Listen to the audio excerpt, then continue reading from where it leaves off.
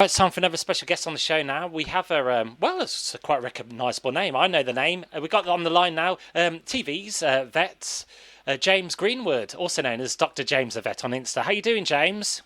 I'm very good, thank you. How are you? I'm very well. Thank you for taking time out to talk to us today. We are talking about treating your household pets without veterinary advice, which could cause big implications. And also, we're highlighting how to reduce the risk of flea infestations generally. Mm. I just want to introduce you on you're quite a well-known vet in the media. Two questions in one to begin with. Where are fleas usually found, and what's the difference between a tick and a flea? Okay. Well, fleas are they're kind of slightly everywhere, if I'm honest. Hmm. They can survive in lots of different environments, but they are parasites, which means that they need a host to be able to survive on. So that classically would be our dogs and cats. And that's part of the research and the study that we've got, to talk about today, the Big Flea Project. And then the difference between fleas and ticks, well, now this I don't quite know how to answer that. Fleas are very small and very jumpy, and ticks, they more climb up the blade of grass and then grab on and cling on to your pet and bite them from there. But they're both parasites, Yeah. and they both carry quite sort of significant health implications to both our pets and to us as human owners as well. Right, and I've got here one out of two cats, which is just over 50%, and one out of three dogs seen by practices receive no flea treatment. Also, additionally to this, 11% of fleas on cats and dogs were shown to be carrying a bacteria called, if my pronunciation is right, Bartonella, and Yeah. a further 5% carrying bacteria Rickettsia. How serious are these That's right. bacterium if caught? Well, so this is part of it. The risk to the pets from fleas and especially flea infestations that go into overdrive. They can spread this bacterial infection to the blood cells, and then that can have real serious implications on your pets. But not only that, even just a small number of fleas can cause incredible levels of intense itching. So it really is kind of quite a welfare issue. I think we kind of slightly normalize fleas. I think we sort of see a couple of fleas hanging around and you kind of think, oh, it's not that bad. But for every flea that you see, there are thousands just of eggs just ready to hatch out. So it's it is something that we try and sort of encourage people to sort of be aware of.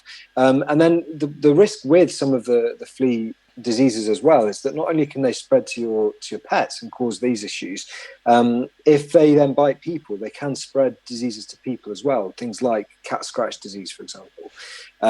So it is something that we're encouraging people to sort of sit up and take notice of, for the main reason that, yes, you've said there that there's lots of people that aren't treating their pets for fleas, but also we're just seeing more and more fleas around as well. One of the big parts of the study was looking at the seasonal changes, so looking at climate change, which I think we kind of only really think of as being from a sort of a human aspect, but actually with climate change, we're now seeing fleas and ticks able to survive over the winter period, which normally, the cold winter would kill out a lot of these parasites.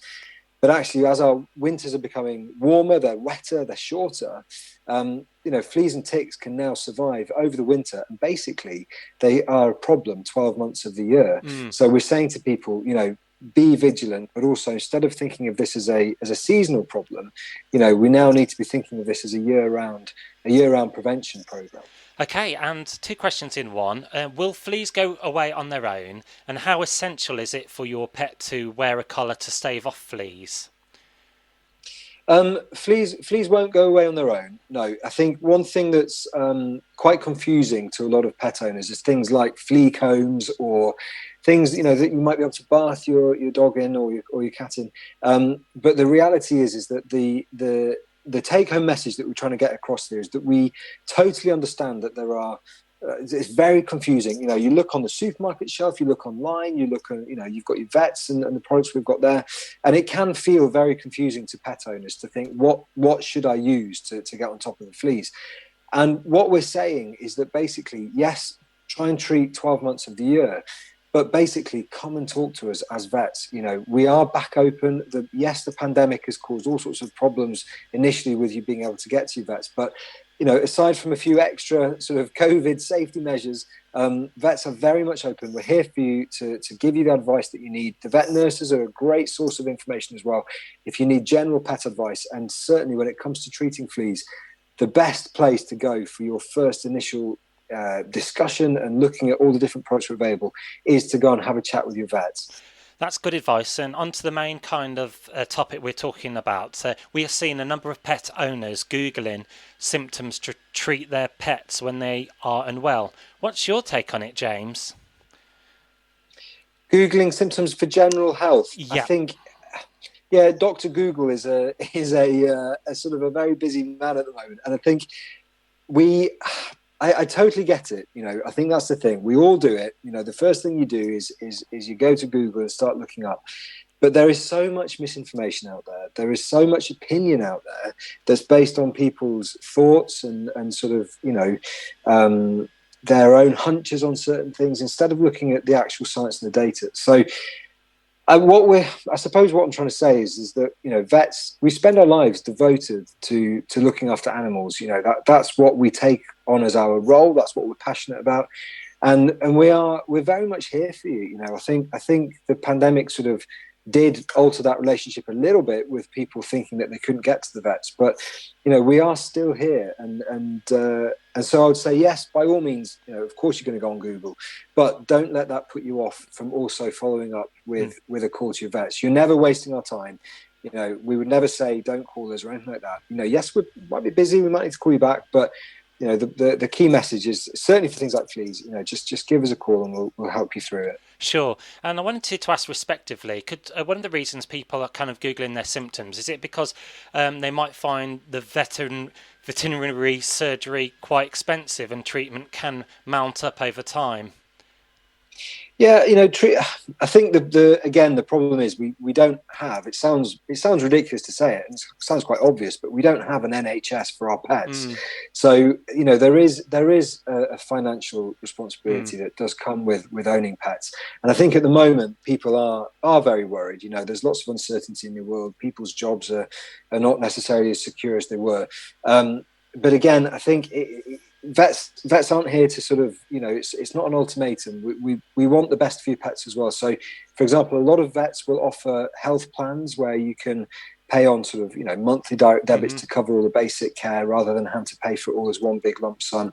And again, a lot of vets will offer, credit options, or they'll let you pay off monthly if you do suddenly face some of these bigger bills. And insurance, it's something that some people might sort of want to do. It something that doesn't work for everybody, but it could be something just to consider as well. Yes, my next question, I think you've asked, should one get pet insurance, as an option?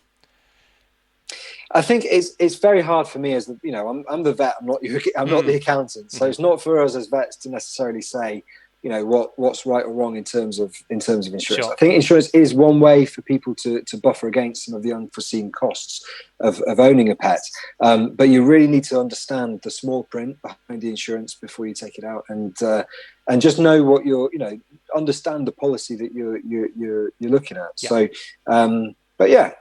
Sure. And just two more to go. This time of year, November, bonfire night and the nights drawing in can be quite alarming for pets, household pets. What ways can one do to make it less frightening for your pets at this time of year?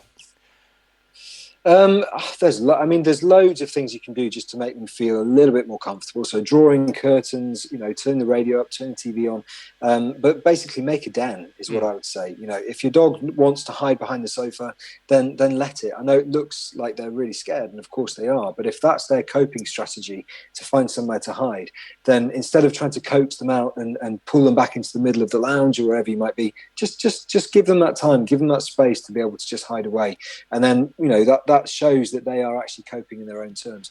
If not, if your dogs are really scared, then it might be something that you need to discuss again with your vet to maybe think about medication. Sure. And finally, this is one of my own. What advice could you give someone who's very uneasy around dogs? Particularly when you're out and about walking on your day-to-day travels. Yeah, I think this is something that I feel quite aware of as well. You know, I do think dog owners, you know, it's up to us as dog owners to look after our dogs responsibly, and that means in public having control over them. And I know, you know, I know a lot of people do struggle with dogs, and they find it quite scary when dogs run over to you or jump up at you, and people have got all sorts of experiences in the past. You know, some people have been bitten by dogs and what have you. So I think I wouldn't be. I wouldn't sort of worry too much about, you know, calling out somebody to say, would you mind putting your dog on your lead? Or, you know, maybe sort of trying to think about where you walk, maybe sort of think a little bit in terms of, you know, I'm not saying that you shouldn't be allowed to walk in those places, but if, for example, your park is particularly busy at certain times where you know there's lots of dogs around, maybe alter your sort of, you know, your sort of path a little bit as well with it. But I think don't be afraid to engage in conversation with people and just say, you know, I'm not keen on dogs. Do you mind just taking away from me? And the huge majority of people will then apologise, put the dog on a lead, and say, look, he's really friendly. I'm so sorry. You know, I'll just walk on by. You know, so just be open to that. Yeah. TV Vet James Greenwood, it's been a pleasure talking to you on the Danny Sun syndicated radio show. Thank you very much. And if people want to know more about the project, they can head to protectourfuture2.com. That's great.